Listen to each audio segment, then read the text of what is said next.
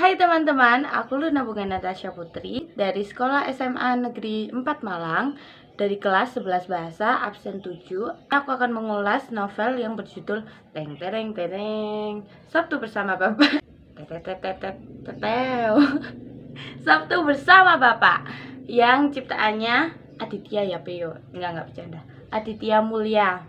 Buku ini diterbitkan pada Juni 2014, jumlah halaman 278, cetakan ke-25. Nih ya halamannya ya, kalian lihat.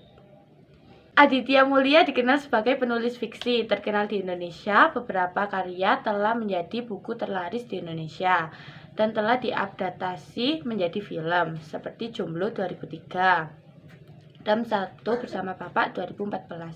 Hingga saat ini, Aditya telah menerbitkan beberapa fiksi non-fiksi dan naskah antara lain Jomblo 2003, Gagal Mengejar Cinta 2005, Travelers Tele 2007, Catatan Mahasiswa Gila 2011, Mencoba Sukses 2012, Sabtu Bersama Bapak 2014, Friends Stories 2016, Bajak Laut dan Purnama Terakhir 2016. Dan ia juga menerima 2 penghargaan dari Anugerah Pembaca Indonesia. Pada kategori cover buku non-fiksi, terfavorit untuk The Journey 2011 dan penulis buku dan fiksi terfavorit untuk Sabtu Bersama Bapak. Ini contohnya. 2014. Selain berprofesi sebagai novelis, Aditya Mulia juga merupakan seorang continuous improvement. Selanjutnya ada kelebihan dan kekurangan novel. Di sini ada kelebihan novel menggunakan pilihan kata yang ringan sehingga mudah untuk memahami maksud dari apa yang penulis sampaikan. Selain itu, aku membaca di sini ya BTW, aku sudah nulis di sini. Selain itu, amanat dalam novel disampaikan secara ekspresif sehingga pembaca dapat mengetahui nilai kehidupan dengan mudah dari ceritanya yang menyenangkan.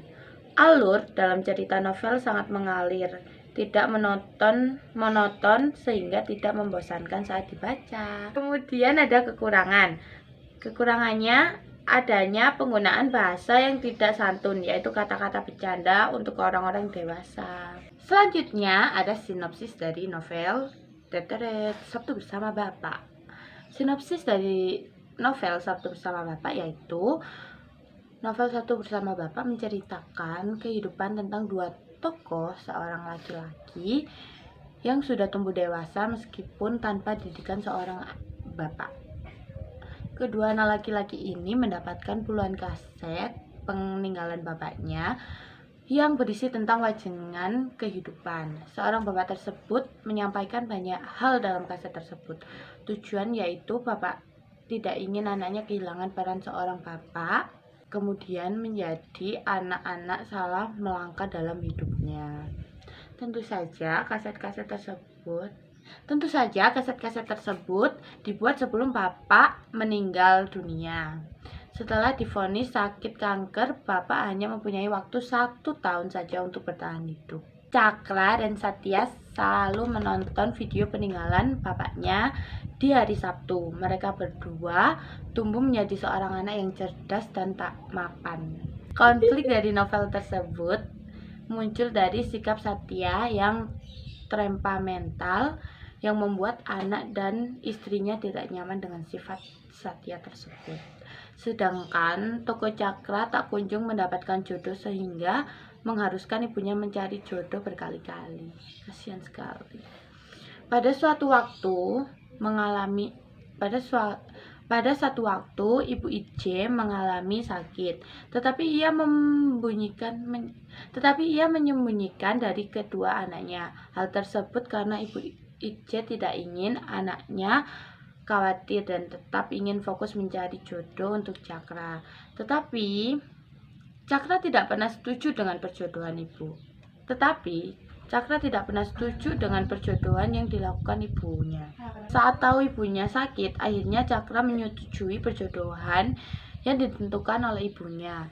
Pada akhirnya, setiap konflik yang dialami oleh Satya dan Cakra dapat terselesaikan dengan menonton video dari peninggalan bapaknya. Kemudian ada nilai-nilai yang terkandung dalam novel ini. Ada beberapa nilai-nilai yang terkandung dalam novel ini, yaitu ada nilai agama, nilai budaya, nilai moral, nilai sosial, dan kawan-kawan. Nilai agama yang ada di buku novel ini yaitu ada di halaman 13 yang berbunyi, "Ya Allah, berikanlah kepada Kang Saka jodoh secepatnya, amin."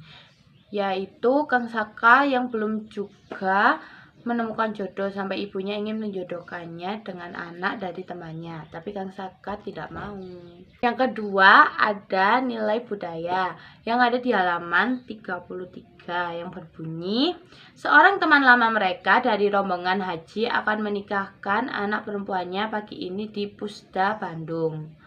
Nilai budaya yang ada di halaman 33 ini yang bermaksud itu menikahkan, ini terkandung dalam nilai budaya. Setelah itu yang ketiga, buka mata, buka hati, buka aib keluarga. Bercanda. Yang ketiga ada nilai moral. Yang ada pada halaman 123 yang berbunyi, cerita itu membangun Satya yang menikmati tidur di kamar. Dulu, cerita yang mengganggu tidurnya akan membuat Satya membentak siapapun yang menjerit. Kemudian, setelah itu akan diikuti oleh keheningan yang lama. Keheningan yang dibenahkan dari rasa takut, bukan rasa mengerti. Di sini nilai moralnya yaitu Satya membentak siapapun. Ini membentak siapapun. Kemudian yang keempat ada nilai sosial. Nilai sosial di sini yaitu percakapan tentang Cakra, Guntur, dan Ayu. Nih saya bacakan yang berbunyi, bersama dengan itu sebuah telepon musik. Dia dapat melihat layar telepon Guntur. "Yes, Guntur, bisa ke ruangan saya?" "Oke." Dia segera masuk ke dalam kantor Guntur. "Ah, Cakra, duduk. Ada apa, Guntur?" "Hasil studi dari market intelligence kita udah keluar dan terdapat beberapa finding yang menarik." "Oh iya, apa itu?" Guntur memanggil layar monitor hingga menebak-nebak. Yang terakhir ada nilai pendidikan yang pada halaman 52 yang berbunyi 53 yang berbunyi, dulu Satya kuliah jurusan geologi Unpad.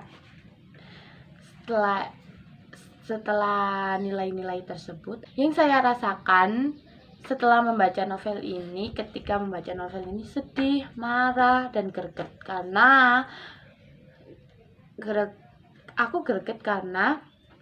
Kang Saka yang tidak dapat jodoh-jodoh itu kayak, kenapa kamu tidak mau menikah gitu dengan pilihan orang tua? Itu pasti pilihan yang tepat, pilihan yang bagus gitu buat kita. Meskipun kita nggak cinta kepada orang tersebut, nanti lama-kelamaan kita bakal bisa cinta kalau kita mau.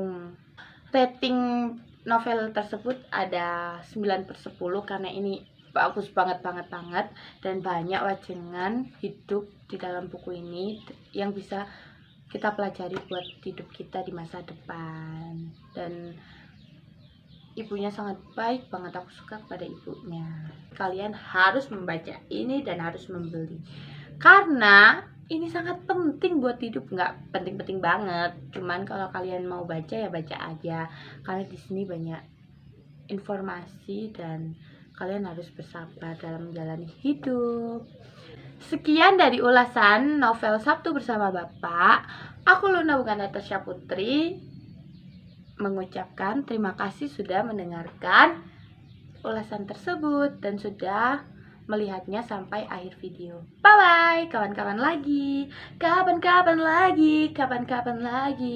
See you tomorrow. Selamat Lebaran, Idul Adha.